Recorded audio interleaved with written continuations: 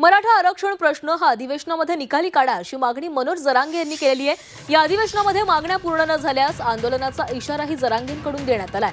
धनंजय मुंडेंची आमदारकी रद्द करा अशी मागणी जरांगे यांच्याकडून करण्यात आली आहे। 2 दिवसांपासून अधिवेशन सुरू आहे। अधिवेशनातच मराठा आरक्षणाचा प्रश्न मार्गी काढावा अशी विनंती जरांगेंनी सरकारकडे केली आहे। कुणबी प्रमाणपत्र देऊन अंमलबजावणी करावी, हा प्रश्न मार्गी काढावा असं जरांगेंनी म्हटलेलं आहे। आणि या अधिवेशनात मागण्या पूर्ण न झाल्यास आगामी काळात आंदोलन करू असा इशारा जरांगेंकडून देण्यात आला।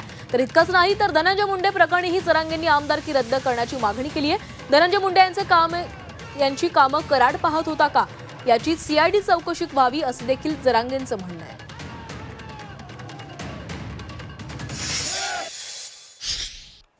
ज्या नोंदी सापडल्या त्या आणि शोधायचं काम आणि प्रमाणपत्र देण्याचं काम किमान हे तरी तातडीनं आदेश देऊन होणं गरजेचं होतं, पण ते आणखीन झालेलं नाही। ते तातडीनं करावं आणि सगळ्या सोयरीची अंमलबजावणी सुद्धा तातडीनं आपण करावी। आपल्याकडं मागण्यात दिलेल्यात वारंवार मागण्या देऊन सुद्धा आम्ही आता पुरं कटळून गेलो तुम्हाला मागण्या देऊन। ना विलाजानं या अधिवेशनात जर झालं नाही तर पुढचं आंदोलन आम्हाला उग्र पद्धतीनं किंवा व्यापक पद्धतीनं करावं लागणार आहे।